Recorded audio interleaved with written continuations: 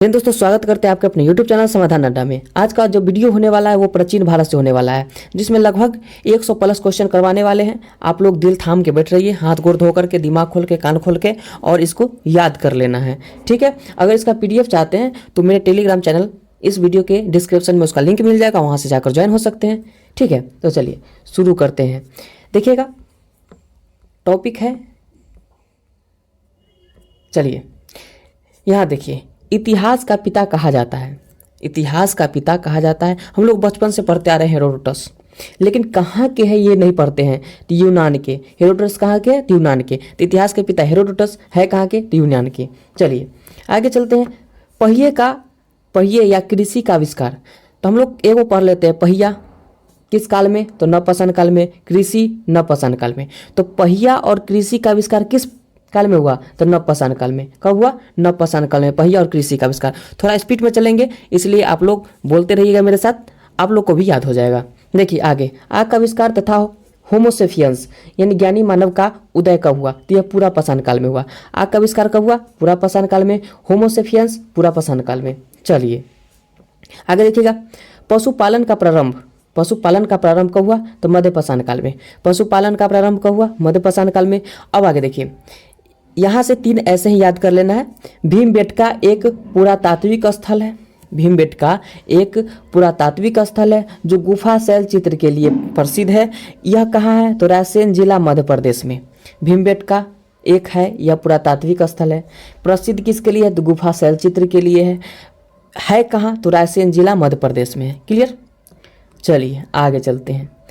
विश्व का सबसे प्राचीन प्रथम अभिलेख, यानी विश्व का सबसे प्राचीन या प्रथम अभिलेख कौन है? बोगाजगोई अभिलेख है, जो एशिया माइनर में है। क्लियर? चलिए, आदि मानव ने सर्वप्रथम क्या सीखा? आग जलाना। आदि मानव ने सर्वप्रथम सीखा आग जलाना। मानव ने सर्वप्रथम प्रयोग किया तांबा धातु का। मानव ने सर्वप्रथम किसका प्रयोग किया? तांबा धातु का। सबसे पहले पालतू बनाने वाला जानवर कौन था? तो कुत्ता था। सबसे पहले पालतू बनाया किसको? कुत्ता को।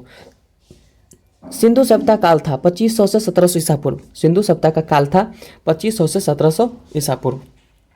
चलिए यहाँ तक क्लियर? आगे चलते हैं। सिंधु घाटी सभ्यता थी आदि ऐतिहासिक। सिंधु घाटी सभ्यता कैसी थी? आदि ऐतिहासिक थी। आदि ऐतिहासिक सिंधु घाटी सभ्यता थी। सिंधु सभ्यता प्रसिद्ध थी नगर नियोजन के लिए। सिंधु घाटी सभ्यता जो किसके लिए प्रसिद्ध थी? तो नगर नियोजन के लिए। नगर नियोजन के लिए सिंधु घाटी सभ्यता प्रसिद्ध थी। सिंधु सभ्यता की लिपि थी भाव चित्रात्मक। सिंधु सभ्यता की लिपि क्या थी? भाव चित्रात्मक। सिंधु सभ्यता के लोग व्यवसाय करते थे क्या चीज़ का? कृषि का। व्यवसाय क्या चीज़ का करते थे? कृषि का। सिंधु वासियों का मुख्य फसल क्या था? तो जौ और गेहूँ था। जौ और क्या था? गेहूँ था। अब आगे देखिए, कपास की खेती प्रारंभ की सिंधु वासियों ने। कपास की खेती प्रारंभ की किसने? सिंधु वासियों ने। कपास की खेती प्रारंभ की सिंधु वासियों ने। तो कपास की खेती प्रारंभ हुआ था किसके माध्यम से? तो सिंधु वासियों के माध्यम से। आगे देखिए, सिंधु सभ्यता का पूर्वी एवं पश्चिमी पूरा स्थल क्या है? तो सिंधु सभ्यता का जो पूर्वी है वो क्या है? तो आलमगीरपुर, जो हिंड नदी किनारे मेरठ यूपी में है, और सुतका गेंडोर दास नदी के किनारे बलूचिस्तान। ठीक है, आगे चलते हैं। आगे है सिंधु सभ्यता का उत्तरी एवं दक्षिणी मांडा कहाँ है? तो चिनाब नदी किनारे, जो मांडा जम्मू कश्मीर में है, एवं दैमाबाद। उत्तर में मांडा और नीचे में दैमाबाद। पूर्व में आलमगीरपुर और पश्चिम में क्या हो गया था? सुतका गेंडोर। ठीक है, ये आप लोग को तो याद होगा, पूरा रिवीजन कर लेना एकदम अच्छा से। तो यहाँ से देखिए, पहले नंबर पूर्व में क्या है? तो पूर्व में आलमगीरपुर, पश्चिम में सुतका गेंडोर। पूर्व में आलमगीरपुर, पश्चिम में सुतका गेंडोर, उत्तर में मांडा, दक्षिण में क्या हो जाएगा? आपका दैमाबाद हो जाएगा। क्लियर? चलिए आगे देखिए, आलमगीरपुर हिंड नदी किनारे। आलमगीरपुर हिंड नदी किनारे। मांडा चिनाव नदी किनारे। मांडा चिनाव नदी किनारे सिंधु सभ्यता थी, एक नगरीय सभ्यता थी। तो पूछता है नगरीय सभ्यता थी कि शहरी सभ्यता थी? तो यह नगरीय सभ्यता थी। सिंधु सभ्यता का विस्तार था त्रिभुजाकार। सिंधु सभ्यता का जो विस्तार था कैसा था? तो यह त्रिभुजाकार था। कैसा था? त्रिभुजाकार। चलिए यहाँ से क्लियर। सिंधु सभ्यता का प्रमुख बंदरगाह लोथल था। सिंधु सभ्यता का प्रमुख बंदरगाह क्या था? लोथल था। लोथल स्थित है भोगवा नदी किनारे। लोथल क्या स्थित है? भोगवा नदी किनारे। इसमें पूरा दिया हुआ है, एगो पढ़ने के बाद टाइम वेस्ट नहीं करना है कि हाँ लोथल भोगवा नदी किनारे है। आगे सब दिया हुआ है, उसको हम रिवीजन कर जाना है। चलिए आगे चलते हैं।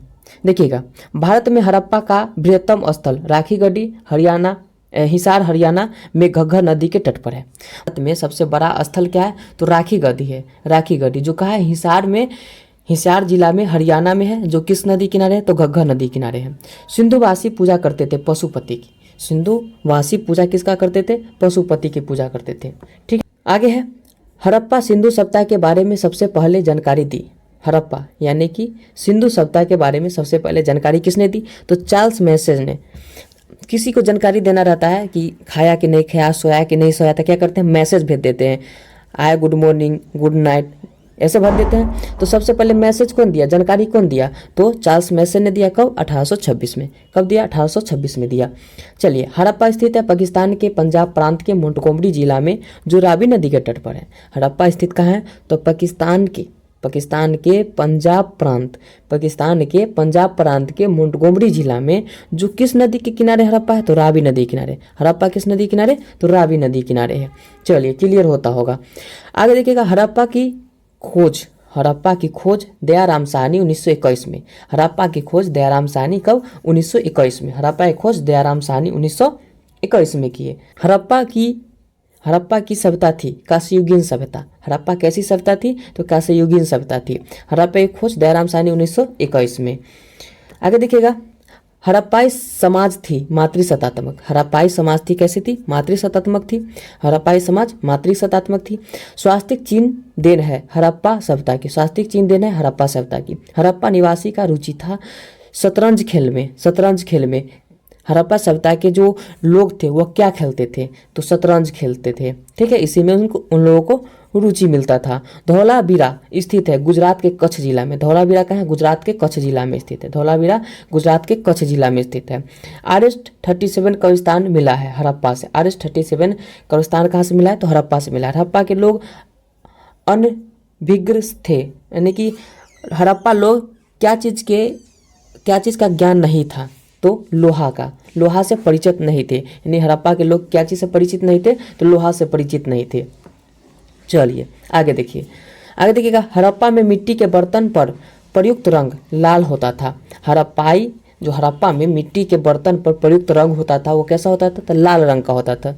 कैसा रंग का होता था? लाल। देखिए, लाल है, हम लाल से लिख दिए, बड़ा अजीब बात है। चलिए आगे देखिए, मोहनजोदड़ो एवं हड़प्पा की पुरातात्विक खुदाई के प्रभारी थे। मोहनजोदड़ो एवं हड़प्पा की पुरातात्विक खुदाई के प्रभारी कौन थे? तो सर जॉन मार्शल हड़प्पा एवं मोहनजोदड़ो की पुरातात्विक खुदाई के प्रभारी थे। चलिए आगे देखिएगा, मिस्र के राजा कहलाते थे फराओ। मिस्र के राजा क्या कहलाते थे? फराओ कहलाते थे। यह बहुत ही इंपॉर्टेंट है। ठीक है, वो सब लोग जानते हैं, लेकिन ये वाला लगभग लोग नहीं जानते, इसलिए इसको याद कर जाना है। मिस्र के राजा क्या कहलाते थे? फराओ कहलाते थे। मिस्र के राजा क्या कहलाते थे? फराओ। आगे देखिए, आगे कह रहा है कि चावल के साक्ष्य कहाँ से? तो चावल के साक्ष्य लोथल एवं रंगपुर से। चावल के साक्ष्य लोथल एवं रंगपुर से मिला है। जुते हुए खेत के साक्ष्य कालीबंगा से। जुते हुए खेत का साक्ष्य कालीबंगा से। कालीबंगा का अर्थ होता है काले रंग की चूड़ियाँ। काले रंग की चूड़ियाँ होता है कालीबंगा का अर्थ। अग्निकुंड प्राप्त हुआ लोथल एवं कालीबंगा से। अग्निकुंड लोथल एवं कालीबंगा से। आगे देखिए, मिस्र के राजा कहलाते थे फराओ। मिस्र के राजा फराओ कहलाते थे। चावल के साक्ष्य लोथल एवं रंगपुर से मिला है। जुते हुए खेत के साक्ष्य कालीबंगा से मिला है। कालीबंगा का अर्थ होता है काले रंग की चूड़ियाँ। अग्निकुंड प्राप्त हुआ है लोथल एवं कालीबंगा से। अग्निकुंड लोथल एवं कालीबंगा से। अग्निकुंड लोथल एवं कालीबंगा से हुआ है। घोड़े के हड्डी के अवशेष मिले सुरकोटदा से। सुरकोटदा देखिए, घोड़ा सुरकोटदा, कुछ मैच कर रहा है तो घोड़ा सुरकोटदा कहाँ से हुआ है? घोड़े के हड्डी के अवशेष मिले हैं सुरकोटदा से। चलिए यहाँ तक क्लियर हो गया। आगे चलते हैं।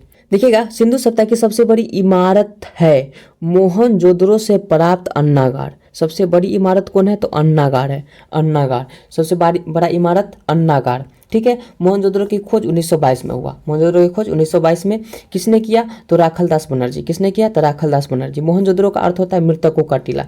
मोहनजोदड़ो का अर्थ क्या होता है? मृतकों का टीला। नर्तकी की कांस्य मूर्ति मिली है मोहनजोदड़ो से। नर्तकी की कांस्य मूर्ति मिली है कहाँ से? मोहनजोदड़ो से।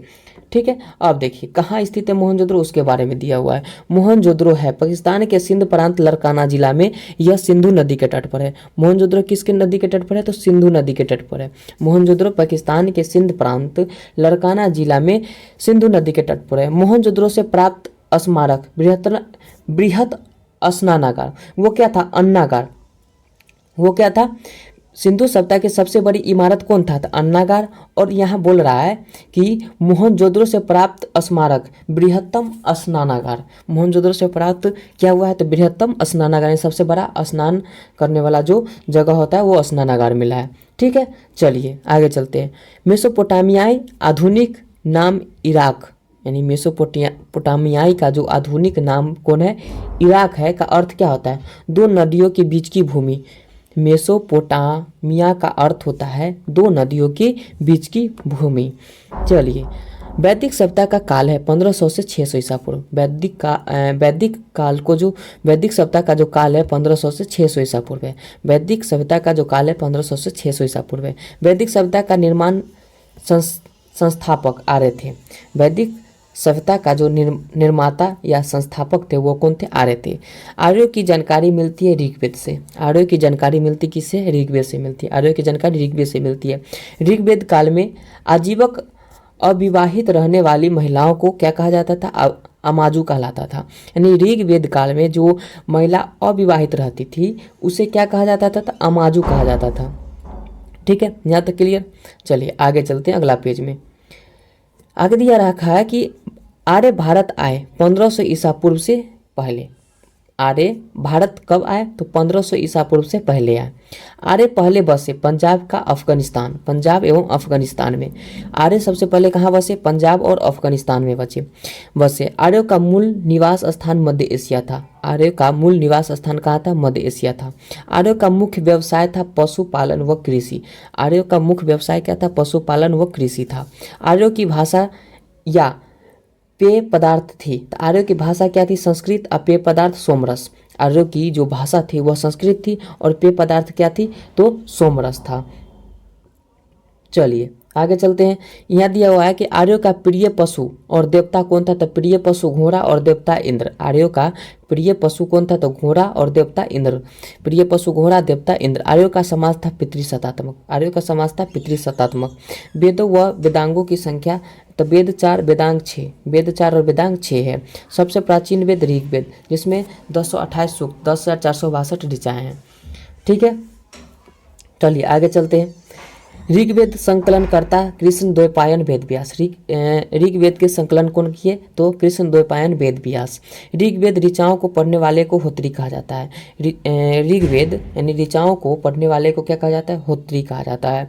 ऋग्वेद में सर्वाधिक बार वर्णित नदी सिंधु नदी। सबसे पवित्र नदी कौन है? सरस्वती नदी। ऋग्वेद में गंगा यमुना का उल्लेख 1 और 3 बार है, यानी कि गंगा का 1 बार और यमुना का 3 बार है। ठीक है, चलिए आगे चलते हैं। ऋग्वेद में वर्णित प्रमुख देवता इंद्र। इंद्र यानी कि पुरंदर, जिन्हें क्या कहा जाता है? पुरंदर कहा जाता है। ऋग्वेद में वर्णित प्रमुख देवता इंद्र है। चलिए आगे चलते हैं। ज्ञात्री मंत्र। ज्ञात्री मंत्र देखिएगा तो ऋग्वेद के 3रे मंडल में। ज्ञात्री मंत्र ऋग्वेद के कितने मंडल में? 3रे मंत्र में। ज्ञात्री मंत्र के रचनाकार कौन है? विश्वामित्र। ज्ञात्री मंत्र के रचनाकार विश्वामित्र। ज्ञात्री मंत्र के रचनाकार विश्वामित्र। ज्ञात्री मंत्र समर्पित है सूर्य देवता सावित्री को। ज्ञात्री मंत्र किसको समर्पित है? तो सूर्य देवता सावित्री को समर्पित है। दशराग युद्ध, 10 राजाओं का युद्ध, यानी कि 10 राजाओं के बीच हुआ था का उल्लेख मिलता है ऋग्वेद के 7वें मंडल में। 10 राज्य युद्ध किस मंडल में मिलता है? तो ऋग्वेद के 7वें मंडल में मिलता है। ठीक है, चलिए आगे चलते हैं। दशराग युद्ध लड़ा गया पुरुषनी यानी रावी नदी के तट पर सुदास एवं 10 जनों के बीच। सुदास एवं 10 जनों के बीच लड़ा गया। तो दशराग युद्ध का जो वर्णन है वो किस में है? तो ऋग्वेद के 7वें मंडल में है, उल्लेख है। और किसके किसके बीच लड़ा गया? तो सुदास और 10 जनों के बीच लड़ा गया। किसके किसके बीच? सुदास और 10 जनों के बीच लड़ा गया। आगे देखिएगा, 8वें मंडल में ऋचाएँ कहलाती है खील। 8वें जो मंडल है उसमें ऋचाएँ कहलाती है खील कहलाती है। 8वें मंडल की ऋचाओं को क्या कहा जाता है? खील कहा जाता है। देवता को समर्पित मंडल 9वें मंडल, सोम देवता को समर्पित मंडल 9वें मंडल। ऋग्वेद में सबसे बाद निर्मित मंडल 10वें मंडल। ऋग्वेद में सबसे बाद निर्मित मंडल कौन है? 10वें मंडल। ऋग्वेद की मूल लिपि क्या थी? ब्राह्मणी। ऋग्वेद की मूल लिपि क्या थी? ब्राह्मणी थी। ऋग्वेद की मूल लिपि क्या थी? ब्राह्मणी थी। चलिए आगे चलते हैं। आगे देखिएगा, वैदिक काल में किस जानवर को अधन्य यानी न मारने योग्य माना जाता था? तो गाय को। यानी वैदिक काल में किस जानवर को अधन्य माना जाता था यानी न मारने योग्य माना जाता था? तो गाय को। ठीक है, चलिए उत्तर वैदिक काल के संबंध में जानकारी मिलती है, यानी उत्तर वैदिक काल के संबंध में जानकारी मिलती है क्या? यह सामवेद, यजुर्वेद और अथर्ववेद से। उत्तर वैदिक काल के संबंध में जानकारी मिलती है किस किस से? तो सामवेद, यजुर्वेद और अथर्ववेद से मिलती है, लेकिन ऋग्वेद से नहीं मिलती है। आगे देखिएगा, गोत्र शब्द की उत्पत्ति उत्तर वैदिक काल में हुआ। गोत्र शब्द की उत्पत्ति उत्तर वैदिक काल में हुआ। किस काल में हुआ गोत्र शब्द की उत्पत्ति? उत्तर वैदिक काल में। आगे देखिएगा, उत्तर वैदिक काल में प्रमुख देवता प्रजापति होता था। प्रजापति। उत्तर वैदिक काल के प्रमुख देवता प्रजापति होते थे। उत्तर वैदिक कालीन समाज 4 वर्ण में विभाजित थे। ब्राह्मण, क्षत्रिय, वैश्य, शूद्र। यानी पहला ब्राह्मण, उसके बाद क्षत्रिय, उसके बाद वैश्य, उसके बाद शूद्र होते थे। उत्तर वैदिक काल के जो समाज थे वो 4 वर्णों में विभक्त थे। आगे देखिएगा, आगे कह रहा है कि गद एवं पद वाला वेद यजुर्वेद। गद एवं पद वाला वेद कौन था? तो यजुर्वेद था। यज्ञ संबंधी विधि विधान है यजुर्वेद में। गद एवं पद वाला वेद कौन था? तो यजुर्वेद था। यज्ञ संबंधी विधि विधान था यजुर्वेद में। मंत्र तंत्र संग्रहित वेद है अथर्ववेद। मंत्र तंत्र जादू टोना सब किस में था? अथर्ववेद में था। भारतीय संगीत का जनक किस में है? तो सामवेद में। भारतीय संगीत का जनक किस वेद को कहा जाता है? तो सामवेद को कहा जाता है। सामवेद और यजुर्वेद के मंत्र को उच्चारण करने वाले ऋषि को क्या कहलाता था? तो यह कहलाते थे, जो सामवेद के उच्चारण करते थे उद्राता कहलाते थे, और यजुर्वेद के अधार्व्यू कहलाते थे। ठीक है, ऐत्रेय ब्राह्मण संबंधित है ऋग्वेद से। ऐत्रेय ब्राह्मण संबंधित है किससे? ऋग्वेद से। और पंचवी संबंधित है सामवेद से। ऐत्रेय ऋग्वेद, ऐत्रेय ब्राह्मण संबंधित है ऋग्वेद से। पंचवीस ब्राह्मण संबंधित है सामवेद से। गोपथ संबंधित है अथर्ववेद से। शतपथ संबंधित है यजुर्वेद से। ठीक है, गोपथ, अथर्ववेद, शतपथ, यजुर्वेद, ऐत्रेय ऋग्वेद, पंचवीस सामवेद। क्लियर? चलिए आगे चलते हैं इधर नेक्स्ट पेज पर। यहाँ से आप लोग को बहुत ही अच्छा क्लियर हो जाएगा, ध्यान से देखते रहिए।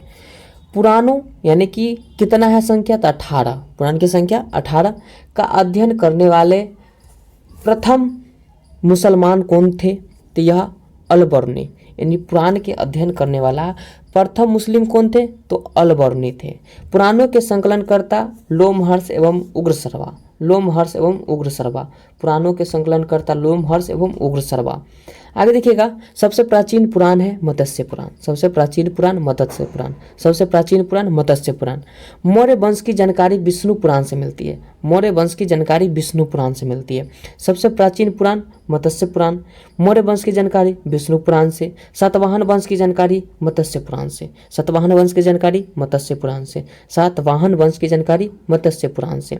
गुप्त वंश की जानकारी वायु पुराण से। वायुगुप्त, वायुगुप्त, वायु क्या होता है? गुप्त होता है, तो वायुगुप्त, वायु पुराण यानी गुप्त वंश की जानकारी वायु पुराण से। उपनिषद विषय वस्तु है दर्शन का। उपनिषद जो है विषय वस्तु किसका है? तो दर्शन का है। उपनिषद जो है विषय वस्तु किसका है? दर्शन का है। दर्शनों में सर्वाधिक प्राचीन सांख्य दर्शन। दर्शनों में सबसे प्राचीन जो है वो क्या है? सांख्य दर्शन। दर्शनों में सर्वाधिक प्राचीन सांख्य दर्शन। न्याय और सांख्य दर्शन के प्रवर्तक है। तो न्याय का कौन है? तो गौतम। और सांख्य का कौन है? तो कपिल। न्याय के गौतम और सांख्य का कपिल कौन है? तो प्रवर्तक है। योग का पतंजलि। योग का पतंजलि रामदेव वाला। रामदेव बाबा क्या करते हैं? योग करते हैं। कौन सा प्रोडक्ट निकालते हैं? पतंजलि का निकालते हैं। तो योग पतंजलि। और जैमिनी कौन है? तो मीमांसा। मीमांसा, तो योग पतंजलि और मीमांसा जैमिनी। न्याय का कौन है? तो गौतम, और सांख्य का कौन है? तो कपिल। न्याय का गौतम, सांख्य का कपिल, यहाँ से क्लियर। योग का कौन है? तो पतंजलि, योग का पतंजलि, और मीमांसा का कौन है? तो जैमिनी। क्लियर हो गया। चलिए, ब्राह्मण ग्रंथ संबंधित है कर्मकांड से। ब्राह्मण ग्रंथ संबंधित है किससे? कर्मकांड से। ब्राह्मण कर्मकांड, ब्राह्मण ग्रंथ संबंधित है कर्मकांड से। आगे देखिए, उपनिषद की संख्या कितना है? 108। प्रमाणित कितना है? तो 13। उपनिषद है लेकिन 108, लेकिन प्रमाणित है कितना? 13। सत्यमेव जयते स्थित है, मतलब सत्यमेव जयते लिया गया है, मुंडकोपनिषद से लिया गया है। कहाँ से लिया गया? मुंडकोपनिषद से लिया गया है। क्या चीज लिया गया है? तो मुंडकोपनिषद से सत्यमेव जयते लिया गया है। ठीक है। तमसो माँ ज्याति मर्मय तथा ओम लिया गया है। कहाँ से लिया गया है? तो बृहदनारायण उपनिषद से लिया गया है। बृहदनारायण उपनिषद से लिया गया है, लेकिन सत्यमेव जयते मुंडकोपनिषद से लिया गया है। भारत की प्रथम कानून, मतलब जो भारत की प्रथम कानून की पुस्तक मनुस्मृति है। भारत की प्रथम कानून की पुस्तक मनुस्मृति है। स्मृति ग्रंथ में सबसे प्राचीन है मनुस्मृति। भारत की प्रथम कानून की पुस्तक कौन है? मनुस्मृति है, लेकिन यह बोल दिया कि स्मृति ग्रंथ में सबसे प्राचीन कौन है? तो मनुस्मृति है। स्मृति ग्रंथ में सबसे प्राचीन कौन है? तो मनुस्मृति है। क्लियर। अब देखिए, प्राचीन हिंदू विधि मनुस्मृति के लेखक कौन है? तो मनु। मनुस्मृति के लेखक मनु, इसको हटा दीजिए। क्या बचा? मनु, तो मनुस्मृति का मनु। क्लियर। मनुस्मृति का कौन है? तो मनु। प्राचीन हिंदू विधि मनुस्मृति के लेखक मनु। भारत का प्रथम महाकाव्य कौन है? तो रामायण। भारत के प्रथम महाकाव्य है रामायण, और रामायण के रचयिता कौन है? तो महर्षि वाल्मीकि। भारत का प्रथम महाकाव्य रामायण, लेकिन रामायण का रचयिता महर्षि वाल्मीकि। भारत का सबसे बड़ा महाकाव्य क्या है? तो महाभारत। भारत का सबसे बड़ा महाकाव्य महाभारत। भारत का सबसे बड़ा महाकाव्य कौन है? तो महाभारत। महाभारत के रचयिता महर्षि वेदव्यास। महाभारत के रचयिता महर्षि वेदव्यास। महाभारत के रचयिता कौन है? महर्षि वेदव्यास। आगे देखिए, महाभारत का अन्य नाम क्या है? तो जय संहिता। महाभारत का अन्य नाम जय संहिता, लेकिन रामायण का अन्य नाम क्या है? तो चतुष्विस्तरी साहित्री संहिता। क्लियर। चलिए आगे देखिए, महाभारत का फारसी अनुवाद रजनामा नाम से किया था। यानी कि महाभारत का फारसी अनुवाद रजनामा नाम से किया था। किसने? तो बदायूनी ने। कब? 16वीं सदी में। कब किया था? 16वीं सदी में। महाभारत का फारसी अनुवाद रजनामा नाम से किसने इसका अनुवाद किया था फारसी में? तो बदायूनी ने किया था। कब किया था? तो 16वीं सदी में किया था। रामायण का फारसी में अनुवाद बदायूनी ने किया। महाभारत का फारसी में अनुवाद किया तो नाम रखा रजनामा नाम से किया था। महाभारत का फारसी में अनुवाद रजनामा नाम से किया बदायूनी ने, लेकिन रामायण का फारसी में अनुवाद किसने किया? तो यह बदायूनी ने ही किया था। 4 वेदों का सम्मिलित रूप है संहिता। यानी जो अपने लोग के पास 4 वेद है ना, उन चारों वेद को मिलाने पर क्या बनता है? तो संहिता बोलता है। 4 वेद है, ठीक है। इन चारों को मिला देंगे तो क्या बनेगा? संहिता बनेगा। बुद्ध जन्मे थे। कहाँ जन्मे थे? तो बुद्ध जो जन्मे थे वो लुम्बिनी वन में 563 ईसा पूर्व में जन्मे थे। बुद्ध का जन्म हुआ था लुम्बिनी वन में 563 ईसा पूर्व में लुम्बिनी वन में हुआ था। बुद्ध के जन्म का प्रतीक है कमल और साँढ़। कमल और साँढ़ जो है बुद्ध का जन्म का प्रतीक है। बुद्ध की मृत्यु कुशीनगर में 483 ईसा पूर्व में हुआ। तो 563 ईसा पूर्व में जन्मे और 483 ईसा पूर्व में इनकी मृत्यु हो गई। कहाँ हुई? तो कुशीनगर में। अब देखिए, लुम्बिनी वन में जन्मे और कुशीनगर में इनकी मृत्यु हो गई। कुशीनगर थी क्या थी? तिया मल गणराज्य की राजधानी थी। कुशीनगर मल गणराज्य, मल महाजनपद की यानी मल गणराज्य की राजधानी थी कुशीनगर। ठीक है। चलिए आगे चलते हैं। बुद्ध की मृत्यु की घटना है महापरिनिर्वाण। बुद्ध की जो मृत्यु की घटना वो क्या है? महापरिनिर्वाण है। बुद्ध के पिता सुदोधन जो शाक्य कुल के प्रधान थे। शाक्य कुल के प्रधान थे बुद्ध के पिता सुदोधन। बुद्ध की माता महामाया जो कोलीय वंश की थी। कौन सी वंश की थी? कोलीय वंश की थी। बुद्ध का अन्य नाम था सिद्धार्थ। क्या नाम था? सिद्धार्थ। या तथागत। बुद्ध का अन्य नाम क्या था? सिद्धार्थ या तथागत था। बुद्ध के प्रथम गुरु कौन थे? अलार्म कलाम। बुद्ध के प्रथम गुरु कौन थे? तो अलार कलाम थे। बुद्ध के प्रिय घोड़ा कौन था? तो कंथक। और सारथी कौन थे? तो चन्नन थे। चलिए इतना हो गया। बुद्ध के गृह त्याग की घटना महाभिनिष्क्रमण। महापरिनिर्वाण मृत्यु वाला और गृह त्याग वाला महाभिनिष्क्रमण। ठीक है। बुद्ध के गृह त्याग का प्रतीक क्या था? तो घोड़ा। बुद्ध के गृह त्याग का प्रतीक क्या था? तो घोड़ा था। बुद्ध के गृह त्याग का प्रतीक घोड़ा।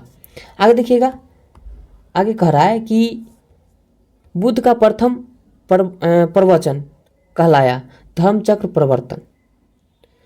जब बुद्ध ज्ञानी हो गए तो प्रवचन देंगे तो कुछ ना कुछ ऐसा ज्ञान दे देंगे कि उनका अगला को मुंह क्या हो जाए? परिवर्तित हो जाए। तो धर्मचक्र परिवर्तन। बुद्ध को ज्ञान की प्राप्ति हुई बोध गया में निरंजना नदी के तट पर पीपल वृक्ष के नीचे। यानी कि बुद्ध को ज्ञान की प्राप्ति कहाँ हुई? तो बोध गया में। कहाँ हुई? बोध गया में निरंजना नदी के तट पर। किसके नीचे? तो पीपल वृक्ष के नीचे हुआ ज्ञान की प्राप्ति। बुद्ध ने प्रथम उपदेश दिए सारनाथ में। बुद्ध ने प्रथम उपदेश दिए कहाँ दिए? सारनाथ में। बुद्ध ने प्रथम उपदेश कहाँ दिए? सारनाथ में। तो ये मेरा वीडियो कैसा लगा? अच्छा लगा है तो चैनल को सब्सक्राइब कर ले, लाइक कर दे और अगले पार्ट के लिए इंतजार करें। वीडियो देखने के लिए बहुत बहुत धन्यवाद।